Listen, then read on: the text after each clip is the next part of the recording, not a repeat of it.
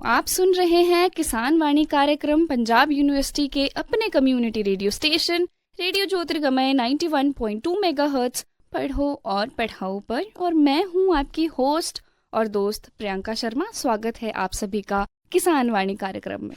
सुनते रहिए पंजाब यूनिवर्सिटी का अपना रेडियो स्टेशन 91.2 ज्योतिर्गमय पढ़ो और पढ़ाओ। श्रोताओं, आपको बता दूं कि किसान वाणी कार्यक्रम रेडियो ज्योतिर्गमय और national fertilizers limited Bathinda under the ministry of chemicals and fertilizers Bharat सरकार द्वारा आप तक पहुंचाया जा रहा है। आशा करती हूं कि आपको इसका लाभ मिल रहा होगा। अब श्रोताओं, जैसा कि आप सभी जानते हैं कि किसान वाणी कार्यक्रम का एक मुख्य उद्देश्य जो है वो यही है कि हम अपने किसान भाई बहनों की जो मुश्किल आते हैं, जो उनकी प्रॉब्लम्स है, चाहे वो पशुपालन को लेकर हो, मुर्गी पालन को लेकर हो, फसलों को लेकर हो, या जैसे कुछ हमारे मित्र जो किसान मित्र है वो कुछ नई शुरुआत करने जा रहे हो, वो चाहे बी कीपिंग में हो या आजकल जो एक बूम पे रहता है हॉर्टिकल्चर या किचन गार्डनिंग, टेरेस फार्मिंग, इन सभी चीज़ों के बारे में हम आपको एजुकेट करते हैं ताकि इन सबसे जुड़ी आपकी जो परेशानियां हैं उसके लिए हम आपको एक हल दे सके, एक इफेक्टिव सोल्यूशन प्रोवाइड कर सके। ये इफेक्टिव सोल्यूशन हम प्रोवाइड कैसे करते हैं? हम अपने स्टूडियो में कृषि विज्ञान केंद्र यानी कि केवीके से साइंटिस्ट्स और एक्सपर्ट्स को अपने साथ यहाँ बुलाते हैं ताकि आपको आपकी परेशानी का हल मिल सके। श्रोताओं, आज की किसान वाणी की इस श्रृंखला में हम बात करने जा रहे हैं प्रोटेक्टेड कल्टीवेशन माने कि पॉली हाउस फार्मिंग के बारे में। और बात करने के लिए हमारे साथ हमारे स्टूडियो में जुड़ चुके हैं कृषि विज्ञान केंद्र मोहाली में बतौर असिस्टेंट प्रोफेसर हॉर्टिकल्चर के तौर पर कार्यरत डॉक्टर मुनीश शर्मा जी। तो बहुत बहुत स्वागत है डॉक्टर शर्मा आपका कार्यक्रम में। धन्यवाद प्रियंका जी। तो श्रोताओं, डॉक्टर शर्मा जी से आज हम बात करने वाले हैं पॉली हाउस फार्मिंग, यानी जो पॉली हाउस जो हम बनाते हैं, एक हमारे श्रोताओं को तो ग्रीन हाउस की तरह जान पड़ती है पॉली हाउस की। तो आप बताइए सर कि ये पॉली हाउस फार्मिंग है क्या, और इसके साथ जो जुड़ा नाम है प्रोटेक्टेड कल्टीवेशन, ये क्या है? जैसे इसके नाम से आपको पता चल रहा है पॉली हाउस जी। अगर आप इसके मीनिंग पे जाएं तो जैसे पॉली का मतलब होता है प्लास्टिक या पॉलीथीन और हाउस का मतलब है घर। तो पॉली हाउस का मतलब है एक पॉलीथीन का घर। तो जो पॉली हाउस है वो ग्रीन हाउस इफेक्ट के प्रिंसिपल पे काम करता है। जैसे सूरज की जो पराबैंगनी किरणें हैं, जब वो इस प्रतिरोधी पॉलीथीन के अंदर आती हैं, इस घरनुमा संरचना के अंदर आती हैं, तो वो सूरज की किरणें पॉली शीट के अंदर चली जाती हैं और कुछ किरणें उससे बाहर निकलती हैं, पर कुछ जो है उसके अंदर रह जाती हैं। तो इससे जो पॉली हाउस के अंदर जो उसके तापमान में वृद्धि हो जाती है, और उस तापमान की वृद्धि होने से जो फसलें अधिक से अधिक प्रकाश संश्लेषण क्रिया, जिसे हम फोटोसिंथेसिस कहते हैं, उस क्रिया के द्वारा अपना अधिक भोजन बनाती हैं। और इस घरनुमा संरचना के बनाने से जो कुछ पौधे अपनी कार्बन डाइऑक्साइड जो रिलीज करते हैं उसको खुद ही अवशोषित कर लेते हैं। तो इन दोनों प्रक्रियाओं से क्या होता है कि पौधे का बहुत अच्छा विकास होता है और उसमें जो है हमारा यील्ड है या प्रोडक्शन है वो बहुत हद तक बढ़ जाती है। तो पॉली हाउस का मतलब एक सिद्धांत है, वो ग्रीन हाउस इफेक्ट का सिद्धांत काम करता है, जिसपे पॉली हाउस काम करता है। जी। तो श्रोताओं, जैसे कि आपने सुना, जो ये पॉली हाउस फार्मिंग है माने कि एक पॉलीथीन का घर बनाया जाता है जिसमें जो हमारा पौधा है वो एक अच्छे तौर पर उगे। जी। तो पॉली हाउस फार्मिंग मतलब पॉलीथीन का घर, ताकि एक जो प्लांट है वो अपना खाना जो है जिसको हम बोलते हैं फोटोसिंथेसिस, उस प्रक्रिया को अच्छे से कर सके और भरपूर मात्रा में उसमें पोषण आ सके। अब डॉक्टर शर्मा, एक बात आती है कि इसका स्ट्रक्चर जो है, इसको कैसे बनाया जाए, किस तरीके का इसका लेआउट होना चाहिए? सबसे महत्वपूर्ण बात, जब भी हम पॉली हाउस को बनाएं तो सबसे महत्वपूर्ण यही चीज़ रहती है कि उसका लेआउट कैसे बनाएं, उस किस दिशा में उसे बनाएं, कितना उसका आकार हो। इसमें अगर संरचना की बात करें तो इसमें अलग अलग तरह की हम शेप्स बना सकते हैं। वो हम इलाके के हिसाब से, जिस भी एरिया में पॉली हाउस को बनाना है वहाँ पे किस प्रकार की हवा चलती है, किस प्रकार के वहाँ वातावरण के जो डिफरेंट कंपोनेंट्स है वो रहते हैं, उसके आधार पे हम उसकी शेप को तय करते हैं। जी। अगर हम दिशा की बात करें तो इसे हम हमेशा जो है पूर्व पश्चिम की दिशा में बनाते हैं, ताकि जो हमारी सूरज की रोशनी या प्रकाश है उसको हम मैक्सिमम उसके पोटेंशियल को हार्नेस कर सकें। पॉली हाउस के लिए हम जो आमतौर पर 150 से 200 माइक्रोन थिकनेस वाली यूवी प्रोटेक्टेड या यूवी स्टेबलाइज पॉलीथीन का उपयोग करते हैं। पॉली हाउस का आकार जो है वो हम जगह के हिसाब से रख सकते हैं, अपने जो जगह की अवेलेबिलिटी के हिसाब से रख सकते हैं। पर अगर हम बात करें कमर्शियल लेवल पे, अगर हम पॉली हाउस को बनाएं तो कम से कम हम 500 जो इसका स्क्वायर फीट, कम से कम इसका आकार हम रखें 500 वर्ग मीटर जी इसका आकार रखें। और हम इसे जो है कोशिश करें कि छायादार जगह पे ना बनाएं, जहां अच्छी तरह से सूरज की रोशनी पड़ती है उस जगह पे बनाएं। और इसके लिए हमें जो भी जगह मतलब सेलेक्ट करनी है उसका हमें विशेष तौर से ध्यान रखना है, जो कि मैं आपको आगे विस्तार से बताऊंगा।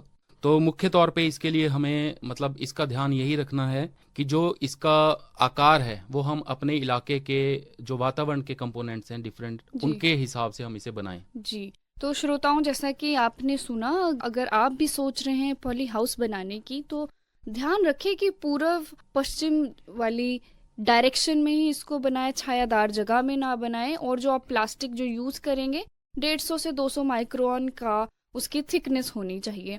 इसी के साथ एक छोटे से ब्रेक का समय हो चला है। ब्रेक के बाद हम बात करेंगे कि ये जो पॉली हाउस है इसके लिए जिस जगह पे पॉली हाउस बनाना है, माने कि जो साइट है, उसको कैसे हम सिलेक्ट करें, उसको कैसे हम सुनिश्चित करें। लेकिन तब तक बने रहिए हमारे साथ ओनली एट पंजाब यूनिवर्सिटी के अपने community radio station radio Jyotirgamay 91.2 megahertz. पढ़ो और पढ़ाओ। सुनते रहिए पंजाब यूनिवर्सिटी का अपना रेडियो स्टेशन 91.2 ज्योतिर्गमय, पढ़ो और पढ़ाओ। के इस पार स्वागत है आप सभी का ओनली एट पंजाब यूनिवर्सिटी के अपने community radio station radio Jyotirgamay 91.2 megahertz. पढ़ो और पढ़ाओ। हम बात कर रहे हैं पॉली हाउस फार्मिंग के बारे में। स्टूडियो में हमारे साथ मौजूद है डॉक्टर मुनीश शर्मा। तो ब्रेक पे जाने से पहले हमने बात की थी कि आखिरकार ये प्रोटेक्टेड कल्टीवेशन और इसका स्ट्रक्चर, यानी कि पॉली हाउस का स्ट्रक्चर कैसा होना चाहिए। तो डॉक्टर शर्मा, अब जो आपसे अगला हम सवाल पूछेंगे वो यही है कि एक जो साइट है कि कहाँ पे हम पॉली हाउस बनाए, वो कैसे सुनिश्चित की जाए। सबसे पहले हमें ध्यान रखना है वाटर की ड्रेनेज का, जी। कि जहां भी हम पॉली हाउस बनाएं वहां पे किसी भी प्रकार से जो है पानी खड़ा ना रहे, एकत्रित ना रहे। पानी की निकासी का हमें ध्यान रखना है, इसलिए इसे हम हमेशा समतल भूमि पर बनाएं। और अगर किसी भी प्रकार से कोई वर्षा का पानी या एक्स्ट्रा पानी कहीं से आता है तो इसकी निकासी का उचित प्रबंध हो, उसे वहां से हटाया जाए। दूसरा, इसके लिए जैसे मैंने पहले भी बताया कि इसके लिए जो भी हम जगह चूज करें वो हमेशा मतलब उसमें प्रॉपर 6 घंटे सूरज की रोशनी पड़े और वो जगह मतलब छाया से रहित हो, किसी भी प्रकार का वहाँ छाया ना पड़ती हो, ताकि प्रकाश संश्लेषण क्रिया में किसी प्रकार की बाधा उत्पन्न ना हो। अगर छाया पड़ेगी तो हम जितना उसका अपनी क्रॉप्स का पोटेंशियल यील्ड है वो नहीं ले पाएंगे, उसमें किसी ना किसी प्रकार की कमी आ जाएगी। तो इस चीज़ का विशेष ध्यान रखें। और पॉली हाउस बनाते हुए इसकी जो अगर आपने कोई मतलब पेड़ हैं तो कम से कम उन्हें पॉली हाउस से 30 मीटर की दूरी पर लगाया जाए। बड़े पेड़ अगर बड़े पेड़ को लगाने से मतलब आप लगा सकते हैं, मगर उन्हें हमें 30 मीटर की दूरी पर लगाना है, क्योंकि कई जगह पे क्या होता है कि बहुत ज्यादा हवा चलती है। जी। ज्यादा हवा चलने से भी पॉली हाउस की जो शीट है वो फट सकती है, या पॉली हाउस का पूरा स्ट्रक्चर भी मतलब कई बार ऐसा देखा गया है कि वो भी उसको नुकसान पहुंचता है। पहाड़ी एरिया में जहाँ पे हवाएं बहुत चलती हैं, वहाँ ऐसा वहाँ देखा पे गया है। इस चीज की बहुत समस्या किसानों को देखने को मिलती है। तो इसके लिए सबसे पहले तो अगर कोई दरख्त आपने लगाने, कोई पेड़ लगाने हैं तो वो 30 मीटर दूरी पे लगाए जाए। और अगर जहाँ अधिक हवा चलती है वहां पे आपको जरूरी है कि आप कुछ पेड़ लगाएं जो कि हवा को रोकने के लिए विंड ब्रेक का काम करें। जी। तो इस चीज का विशेष ध्यान पॉली हाउस बनाते समय रखना है। और इसके अलावा जो भी जगह हो वो खुली हो, साफ सुथरी हो, वहाँ कोई घर भी ना हो जिसकी शेड पड़े। मतलब इन सब से दूर पॉली हाउस को एक ऐसी स्थिति में हमें बनाया जाए जहाँ प्रॉपर उसमें सनलाइट को हम हार्नेस कर सकें। जी। तो श्रोताओं, जैसे कि आपने सुना कि जब भी आप पॉली हाउस बनाने का सोचें या जब भी आपको पॉली हाउस बनाना है, याद रखें कि उसको एक शैडो एरिया, यानी कि जहाँ पे छाया रहती हो, वैसी जगह पे ना बनाएं। और 6 घंटे की मिनिमम सनलाइट, माने कि 6 घंटे तक धूप की किरणें जो है आपके पॉली हाउस पे पड़ती रहनी चाहिए, ताकि आपकी एक जो यील्ड है, फसल है जो भी आपने पॉली हाउस के अंदर लगाई हुई है, उसकी एक भरपूर मात्रा में यील्डिंग हो। इसके अलावा डॉक्टर शर्मा, हमने देखा है कि अलग अलग तरीके के पॉली हाउस होते हैं, कोई छोटे होते हैं, कोई बड़े भी होते हैं। किसी का जो आपने कहा था कि अभी प्लास्टिक जो है वो उसकी थिकनेस भी डिफरेंट होती है। तो कितने तरह के होते हैं और क्या क्या स्ट्रक्चर होते हैं? पॉली हाउस में कई तरह की संरचनाएं जो देखने को मिलती हैं।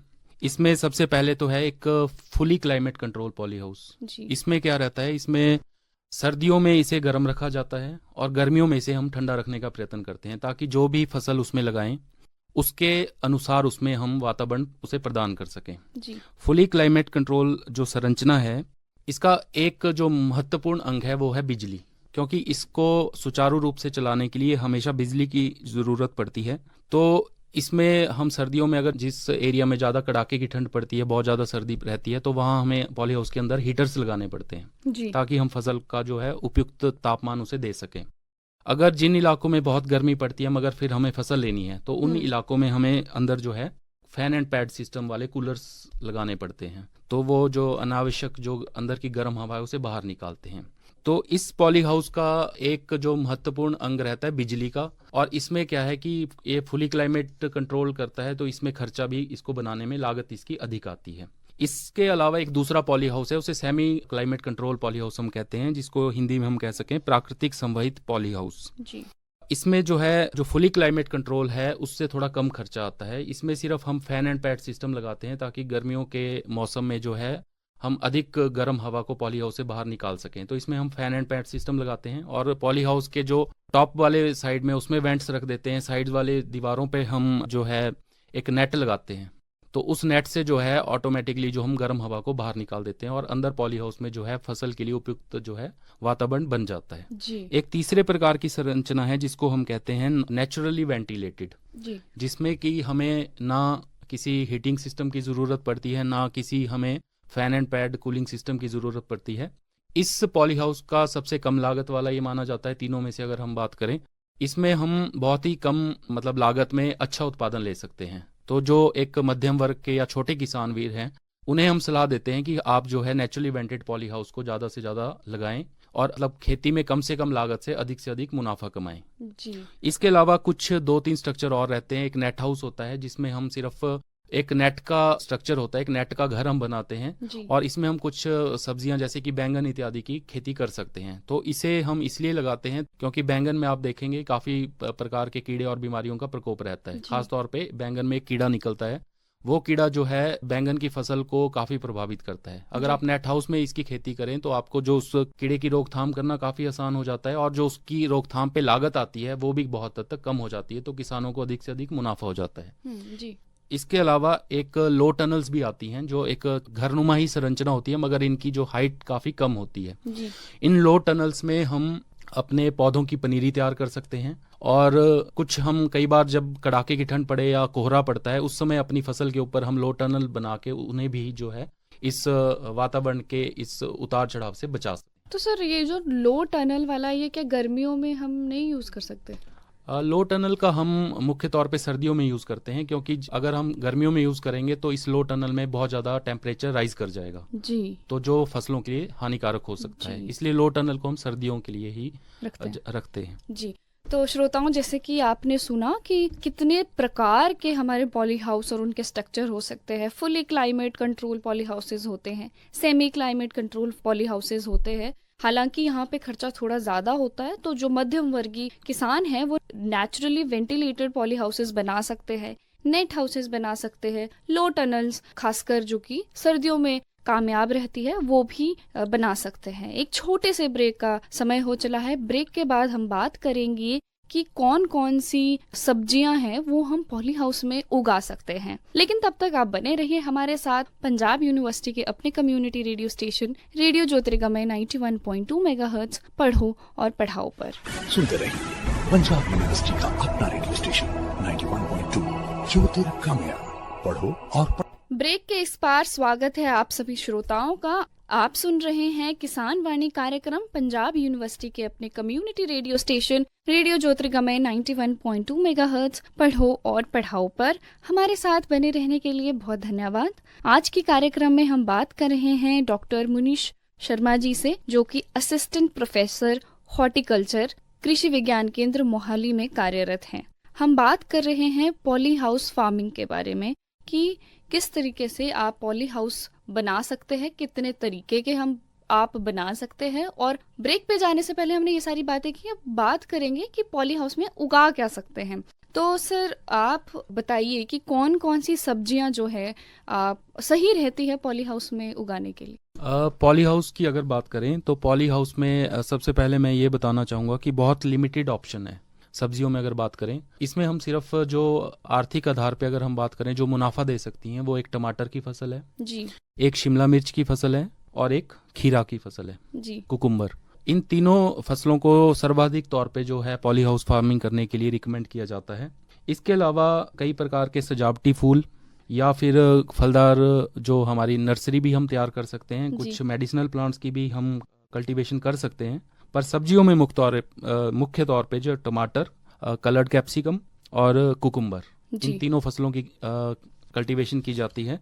और इसकी अगर हम वैरायटीज़ की बात करें तो अगर शिमला मिर्च में या टमाटर में हम हाइब्रिड वैरायटीज़ को चूज़ करते हैं कल्टीवेशन करने के लिए। शिमला मिर्च में आप जानते हैं कि हरे रंग की शिमला मिर्च होती है, पीले रंग की शिमला मिर्च होती है, लाल रंग की शिमला मिर्च होती है। तो अगर हरे रंग की हम बात करें, इसमें भारत और इंदिरा दो वैरायटीज़ हैं जो हम पॉली हाउस में कल्टीवेट कर सकते हैं। येलो कलर में एरोवली किस्म है और लाल रंग में बॉम्बे किस्म है। टमाटर की बात करें तो टमाटर में पंजाब गौरव, पंजाब सरताज और पंजाब रेड चेरी, जो चेरी टोमेटो की एक वैरायटी है, इसकी कल्टीवेशन की जा सकती है। और अगर हम कुकुम्बर की बात करें, खीरे की, तो खीरे में बेसिकली पॉली हाउस में हम आम किस्में नहीं लगा सकते हैं जिनको कि मधुमक्खी द्वारा परागण की ज़रूरत होती है। इसमें हम पार्थेनोकार्पिक वैरायटीज़, जिन्हें हम सीडलेस वैरायटीज़ कहते हैं, उन्हें लगाया जाता है जिसमें कि पर परागण क्रिया की ज़रूरत नहीं पड़ती है। तो इसके लिए पर परागण क्रिया माने जैसे किसी भी फसल के लिए जब उसमें पॉलिनेशन करते हैं तो पॉलिनेशन करने के लिए हमें कुछ इंसेक्ट होते हैं जो बेनिफिशियल रहते हैं, जैसे मधुमक्खी है, वो पॉलिनेशन करती हैं। मगर जैसे आप जानते हैं कि पॉली हाउस के अंदर अब क्योंकि वो हर तरफ से कवर्ड है तो उसमें कोई इंसेक्ट अंदर नहीं जा सकता जो पॉलिनेशन में हेल्प करता है। तो इसके लिए अगर हम ऐसी फसल अंदर लगाएंगे जिसमें पॉलिनेशन की ज़रूरत पड़ती है तो इंसेक्ट के ना होने से वहाँ पे हमें जो है अपना मतलब फ्लावर्स या सीड सेट हमारा नहीं होगा जी। तो इसके लिए हमें ऐसी किस्में चुननी है, खासतौर पे खीरे में, क्योंकि जो टमाटर और शिमला मिर्च है वो काफ़ी हद तक जो है सेल्फ पॉलिनेटेड वेराइटी, वो ऑफन क्रॉस पॉलिनेटेड भी उन्हें कह सकते हैं। जी मगर खीरा एक क्रॉस पॉलिनेटेड क्रॉप, तो बिना परागण क्रिया के उसमें हम फल प्राप्त नहीं कर सकते हैं। जी तो हमें अगर पार्थेनोकार्पिक वेराइटीज़ लगाते हैं तो हम बिना किसी इंसेक्ट की मदद से, परागण क्रिया की मदद से भी उसमें फल प्राप्त कर सकते हैं। और इसकी किस्में जैसे कियान है, किंगस्टर है, ये किस्में हम अच्छी प्रकार से पॉली हाउस में कल्टीवेट कर सकते हैं। जी। तो श्रोताओं, जैसा कि आपने सुना, पॉली हाउस में मुख्य रूप से आप टमाटर, खीरे जो कि क्यूकम्बर, और शिमला मिर्च यानी कि कैप्सिकम, ये 3 प्रकार की जो सब्जियां हैं वो मुख्य रूप से लगा सकते हैं। इनकी जो आगे स्पीशीज आती है वो भी आप लगा सकते हैं। इसके अलावा मेरा आपसे सवाल यही होगा कि पॉली हाउस, अब हमने देखा कि सब्जियां भी हम एक कंट्रोल्ड मैनर में लगा सकते हैं, तो एक मोटे तौर पर क्या इसकी एडवांटेजेस यानी कि क्या फायदे क्या रहते हैं पॉली हाउस के?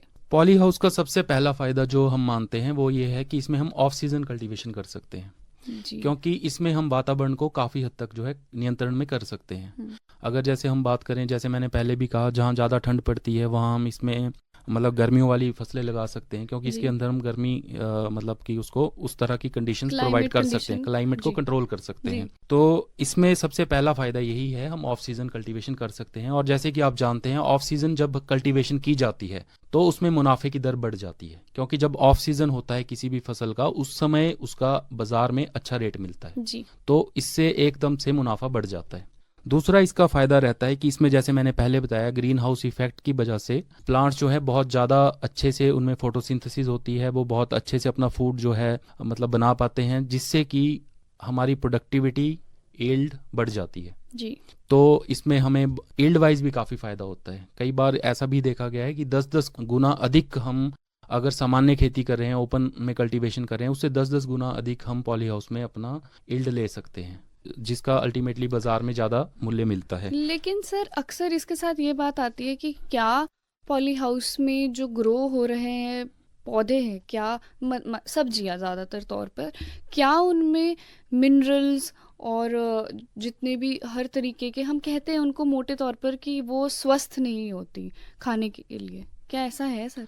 जो आप बात करें, शायद आप मतलब बात करें कि जो उसमें अधिक हम खादें या कीटनाशकों की मतलब यूज़ करते हैं, तो उससे जो उसमें ज़्यादा मतलब एक तरह का रेजिड्यू रहता एक है। नॉर्मल जो एक नोशन रहता है इंसानों का कि ऑफ सीजन है तो ये हेल्दी नहीं होगा, क्या ऐसा रहता है?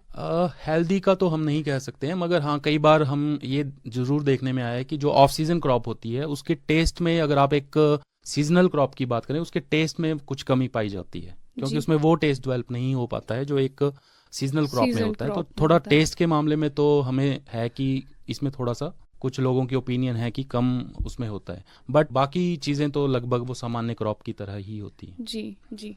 और इसका एक तो फायदे इसके और भी हैं, जैसे हम इसमें आप कह सकते हैं कि हम कई प्रकार से नर्सरी तैयार कर सकते हैं, वो भी पॉली हाउस के अंदर की जा सकती है। कई प्रकार से, जैसे कोई बारिश हो रही है उसको भी हम कंट्रोल कर सकते हैं, मतलब उन चीज़ों से हम अपने पौधों को बचा सकते हैं। जी।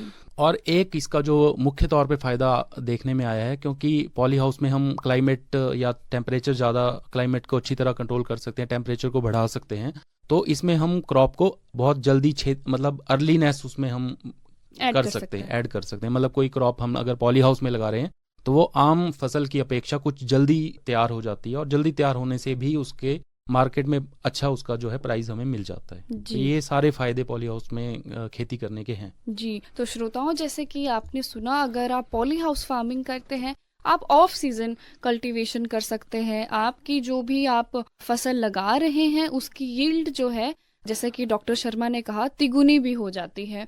इसके अलावा थोड़ा सा टेस्ट में ऊपर नीचे रह सकता है, लेकिन आपका जो प्लांट है वो स्वस्थ रहता है। इसमें किसी भी तरीके की मिनरल डेफिशिएंसी या कुछ भी विटामिन डेफिशिएंसी नहीं, एज ऑफ नाउ नहीं दिखाई दे रही है। तो इसी के साथ आखिरी में डॉक्टर शर्मा, गुजारिश है आपसे एक संदेश जो आप हमारे किसान मित्रों को देना चाहेंगे। मैं सभी किसान मित्रों से अपील भी करता हूं कि जो भी किसान अपने अभी तक ट्रेडिशनल फार्मिंग कर रहे हैं, वो अपने एक छोटा सा पॉली हाउस बना के वो इसका एक एक्सपीरियंस लें, जी। और इसमें मतलब डाइवर्सिफिकेशन लाकर, और इसमें ये जो सब्जियां मैंने आपको बताई हैं इनको लगाकर जो है आप कोशिश करें कि अपने सीमित संसाधनों में, सीमित जो आपकी ज़मीन है उसमें अधिक से अधिक मुनाफा आप लें। एक बार पॉली हाउस लगाएं और उसके जो अच्छे अपने नज़दीकी यूनिवर्सिटी से ट्रेनिंग लेकर, तो इसे आप अपनी खेती में ज़रूर शामिल करें। जी, एक सवाल मेरा भी था कि ये जो पॉली हाउस के लिए, या अगर लो लेवल पे लगाना है जो नेट हाउस है, इसके लिए सामान जो हमारे किसान भाई बहन हैं वो प्रोक्योर कहाँ से कर सकते हैं?